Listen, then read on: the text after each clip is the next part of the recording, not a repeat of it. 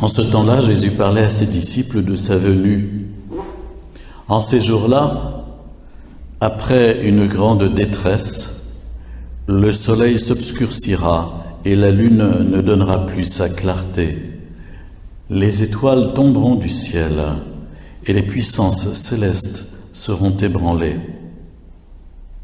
Alors, on verra le Fils de l'homme venir dans les nuées avec grande puissance et avec gloire. Il enverra ses anges pour rassembler les élus des quatre coins du monde, depuis l'extrémité de la terre jusqu'à l'extrémité du ciel. Laissez-vous instruire par la comparaison du figuier. Dès que ses branches deviennent tendres et que sortent les feuilles, vous savez bien que l'été est proche. De même vous aussi, lorsque vous verrez arriver cela, sachez que le Fils de l'homme est proche, à votre porte. En vérité, je vous le dis, cette génération ne passera pas avant que tout cela n'arrive. Le ciel et la terre passeront, mes paroles ne passeront pas.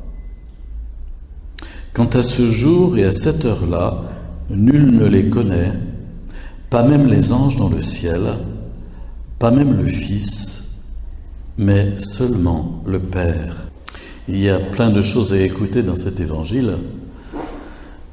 À l'époque où les évangiles sont rédigés, mis par écrit, c'est-à-dire vers les années 60, avant la destruction du temple de Jérusalem en 70, à cette époque-là, et puis également avant même la venue de Jésus, il y a eu tout un courant littéraire qui s'est développé en Israël, qu'on a appelé le courant apocalyptique, et qui voulait pallier en quelque sorte à l'absence de courant prophétique oral. Les derniers grands prophètes remontaient à plusieurs siècles en arrière, et on avait l'impression à l'époque qu'il y avait une sorte de vide.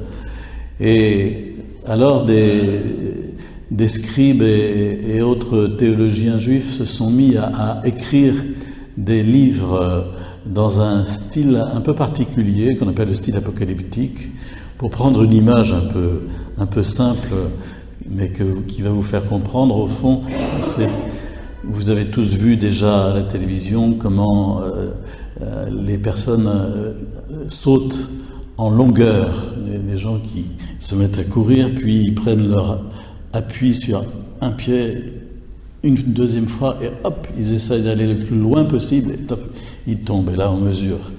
Et le principe de la littérature apocalyptique, c'est un peu pareil.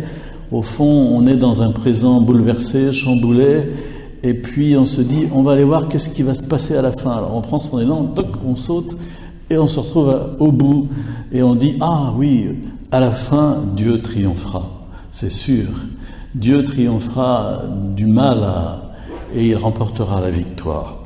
Et donc, on fleurit des apocalypses qui étaient connues au temps de Jésus, et puis il y en a une qui est chrétienne et qui est le seul livre prophétique du Nouveau Testament, c'est l'Apocalypse de Saint Jean, écrite à la toute fin du 1er siècle, quasiment en même temps que son évangile et que ses lettres. Saint Jean qui maîtrisait ce style littéraire a écrit ce livre. Et ici, nous avons des paroles de Jésus qui sont exprimées dans ce style apocalyptique, donc codées avec des images qui sont prises dans le grand réservoir à images de l'Ancien Testament. Par exemple, les étoiles qui se décrochent et qui tombent sur la terre, le soleil qui s'obscurcit, etc. Ce sont des images qui se trouvent déjà dans l'Ancien Testament pour parler effectivement de ce qui se passera à la fin, quand la victoire de Dieu se manifestera sur les puissances des ténèbres. Ce n'est pas pour autant à prendre au pied de la lettre, comme si on devait nous décrire ici avec moult détails croustillants ce qui allait se passer à la fin des temps. Et surtout pas pour laisser notre imagination se dire « Ah oui, avec tout ce qui se passe là ces dernières heures, on est certainement assez proche de la fin des temps, n'est-ce pas? Vous savez, tous ceux qui ont voulu faire des prédictions de ce type-là ont forcément été piégés à toutes les périodes de l'histoire de l'Église, et donc surtout pas toucher à ça. C'est parfaitement inutile. Que dit Jésus lorsqu'il viendra, lorsque vous verrez arriver tout cela, dit-il, sachez que le Fils de l'homme est proche à vos portes. Et encore, il dit, on verra le Fils de l'homme venir dans les nuées avec grande puissance et grande gloire. Voilà, on n'aura pas besoin de regarder si c'est vraiment lui, où est-ce qu'il est, etc., sur la planète. Avec grande puissance et grande gloire. Ce sera un événement cosmique, mondial en quelque sorte, et qui sera visible de partout et de tous. Donc c'est pas la peine d'écouter tous ceux qui vous disent « Ah oui, mais avez-vous regardé là, tel prophète, tel personnage, telle chose, tel événement ?» Non, Jésus viendra un jour dans la gloire et il nous dit qu'il enverra les anges pour rassembler les élus des quatre coins du monde. C'est un long passage de l'Évangile selon saint Marc qui a été amputé ici par la liturgie et qui concerne à la fois la fin de Jérusalem qui a eu lieu en 70 avec le siège des armées romaines, et puis s'appuyant sur cette prophétie que Jésus en fait, une projection sur la fin des temps, qu'il annonce aussi, et les deux événements sont imbriqués l'un dans l'autre. C'est pour ça que vous avez des phrases du genre cette génération ne passera pas avant que tout cela n'arrive. Là, Jésus parlait de la fin de Jérusalem qui allait advenir au moment où il parlait, quelques 40 ans plus tard. Mais il ne parle pas de sa venue glorieuse. Voilà, ce sont des paroles un peu complexes qui nous sont données dans cet évangile, et puis qui nous assurent effectivement qu'au-delà de toutes les perturbations engendrées par le péché, par le mal, Dieu triomphera et il établira son règne d'amour et de paix. Mais direz-vous, vous n'avez toujours pas parlé de ce qui nous tourmente en ce moment, ce qui vient de se passer sous nos yeux, et qui sont des choses absolument barbares et horribles. Et ce à quoi ça m'a fait penser personnellement, c'est ceci, c'est qu'au fond, un des passages de l'Évangile les plus importants, c'est la parabole de l'ivraie et du bon grain. Vous connaissez la parabole de l'ivraie et du bon grain. Il nous dit qu'on a semé du bon grain, et puis qu'au moment où ça commence à lever, on s'aperçoit qu'il y a aussi de l'ivraie, et qu'il y a aussi de la mauvaise herbe, et qu'il y a aussi du mal. Qui a fait cela? Certainement un ennemi, répond Jésus dans la parabole. Veux-tu que nous allions arracher, faire le tri, etc. Non, laissez-les pousser tous ensemble jusqu'à la moisson. Et évidemment, plus la moisson est proche, et plus la mauvaise herbe devient visible, a tendance à se faire voir. D'une part, ça, nous devons toujours avoir ça présent à l'esprit que, au fond, dans ce monde-ci, le bien et le mal sont mélangés, se côtoient, et que le mal se développe aussi, et quelquefois, on a le sentiment, à puissance grand V, et avec même beaucoup plus de bruit que le bien. On a l'habitude de dire que le bien ne fait pas de bruit, mais d'une certaine façon, c'est vrai. Le mal fait beaucoup de bruit. D'autre part, cela me fait penser aussi à cela, c'est que le seul rempart contre le mal, c'est la prière, c'est l'amour, la charité, c'est la grâce de Dieu au cœur de ce monde.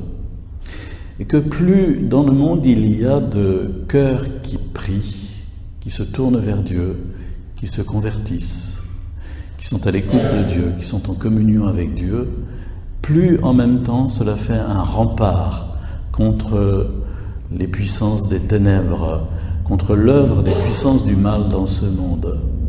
En revanche, moins il y a de personnes qui prient et qui s'ouvrent à l'amour de Dieu, plus en même temps les barrières se rompent et on assiste à des délitements, à des effondrements, à des brisures. Et elles prennent des formes multiples. La forme que nous vivons en ce moment et que nous venons de voir, le pape François l'a appelée Troisième Guerre mondiale par morceaux, et il a dit il y a 2 jours, vendredi soir je crois, c'est l'un des morceaux, ce qui vient de se passer. Mais en même temps, les effondrements peuvent prendre des formes parfaitement inodores, invisibles, quand ils sont des effondrements spirituels, des effondrements moraux, des effondrements de nations entières qui se couchent au fond devant le mal et qui adoptent des lois iniques. Ça répand moins de sang apparemment, mais ça fait tout autant de mal et c'est tout aussi dramatique. C'est pour cela que nous devons vraiment nous mobiliser aussi spirituellement, nous mobiliser pour des actions dans la société, pour participer vraiment à la paix, à l'établissement de la paix dans le monde, de la communion entre les hommes, du dialogue, mais aussi spirituellement, en sachant que chaque prière qui s'échappe de nos cœurs est comme une perle de grâce qui tombe sur ce monde et qui vient irriguer le sol trop desséché, engendré par notre fermeture à Dieu. Chaque Je vous salue Marie que nous récitons est comme une perle de grâce qui vient irriguer le sol.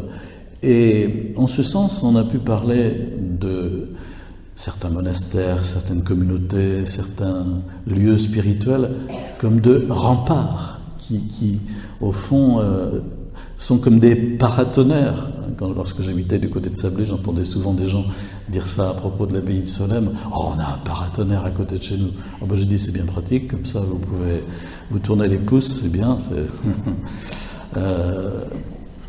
Mais d'une certaine façon, c'est vrai aussi, c'est vrai. C'est que, voilà, on n'a pas la vision claire de ce qui se passe dans le fond des choses, derrière les apparences.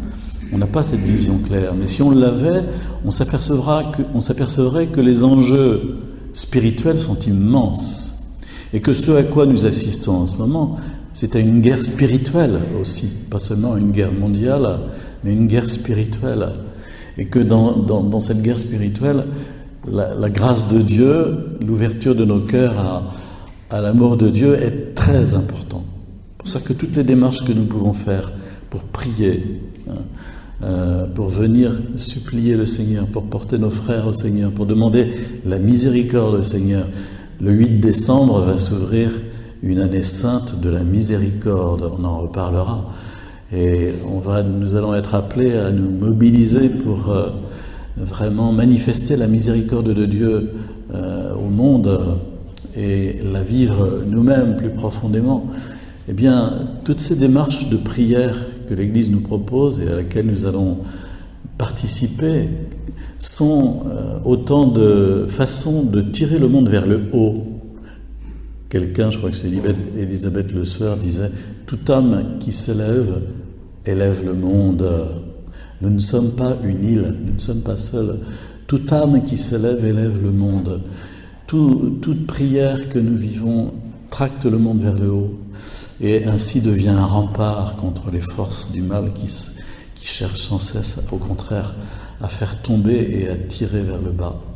Enfin voilà, excusez-moi, ce sont quelques réflexions que je me faisais tous ces temps-ci et qui nous engagent dans nos propres forts intérieurs, si j'ose dire, à des démarches spirituelles et de conversion, en voyant bien nos responsabilités personnelles par rapport à tout cela. Et nous ne nous contentons pas de nous lamenter ou simplement de faire brûler une bougie, c'est bien, mais il faut plus encore, il faut une mobilisation spirituelle, puis un sursaut moral aussi. Peut-être malheureusement faudra-t-il que ce soit engendré à travers beaucoup de souffrances et beaucoup de douleurs pour que nous nous ressaisissions, mais le redressement ne pourra pas se faire autrement, ni le triomphe du bien ne pourra se faire autrement. Laissons le Seigneur nous saisir toujours plus profondément.